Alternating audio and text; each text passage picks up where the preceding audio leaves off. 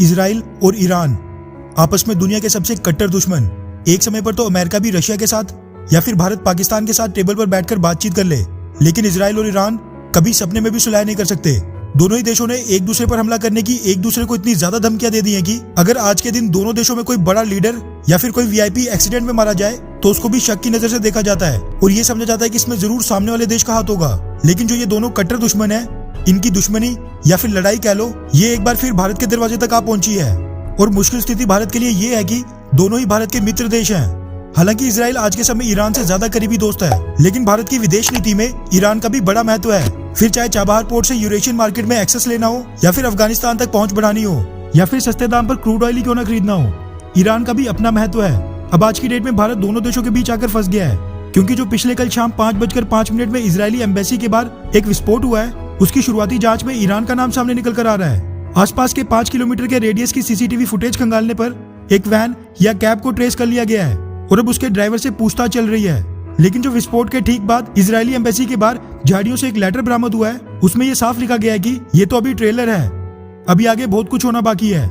Iran के general Sulemani और chief nuclear scientist की हत्या का बदला जरूर लिया जाएगा। इजरायल ने तो वैसे इन दोनों की हत्या करने की आधिकारिक तौर पर पुष्टि नहीं की है, लेकिन ईरान मानता है और उसने आरोप भी लगाया कि इन दोनों ही हत्याओं के पीछे इजराइल और इजरायली खुफिया एजेंसी मोसाद का हाथ है, इसलिए ईरान इसका बदला जरूर लेगा।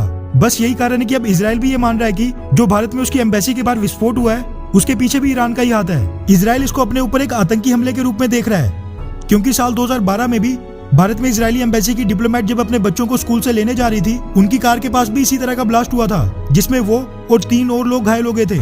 उस हमले में भी 4 ईरानी नागरिकों की इन्वॉल्वमेंट पाई गई थी, जिनकी मदद मोहम्मद अहमद काजमी नाम के एक इंडियन जर्नलिस्ट ने की थी, जो एक ईरानी न्यूज चैनल के लिए काम करता था। उस समय वो जर्नलिस्ट तो अरेस्ट हो गया था, लेकिन वो चारों ईरानी नागरिक ईरान वापस फरार हो गए थे, जिसके बाद ये मसला ठंडा पड़ गया था। फिलहाल आज की घटना की बात करें तो ये बड़ा ही लो इंटेंसिटी विस्फोट था और इसमें कोई भी हताहत नहीं हुआ, बस आसपास की गाड़ियों के शीशे टूटे हैं। लेकिन इजराइल ने दुनिया भर में अपनी एम्बेसीज को हाई अलर्ट पर कर दिया है।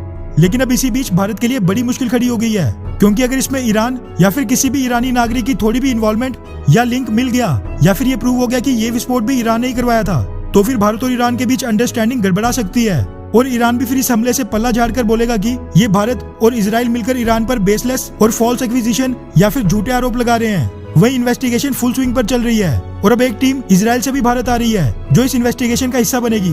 पिछले कल भारतीय विदेश मंत्री एस जयशंकर और national security adviser Ajit Doval साहब ने भी इजरायली विदेश मंत्री और एनएसए से फोन पर बातचीत करके डिस्कशन कर ली है, जिसके बाद बेंजामिन नेतन्याहू इजरायली पीएम ने कहा है कि हमें भारत पर पूरा भरोसा है कि भारत बिल्कुल निष्पक्ष होकर इन्वेस्टिगेशन करेगा और इजराइल की एम्बेसी और डिप्लोमेट्स की सुरक्षा सुनिश्चित करेगा। साथ में जो भी इस हमले के दोषी होंगे उनको कड़ी सजा दी जाएगी। इजराइल के साथ तो पिछले कुछ समय में भारत के संबंध काफी मजबूत हुए हैं। ईरान बेशक चाइना के करीब चले गया है, लेकिन फिर भी वो भारत के लिए काफी अहम है। वैसे आप दोनों में से कौन से देश का समर्थन करते हैं, ईरान या फिर इजराइल का? नीचे कमेंट करके अपनी राय जरूर बताएं।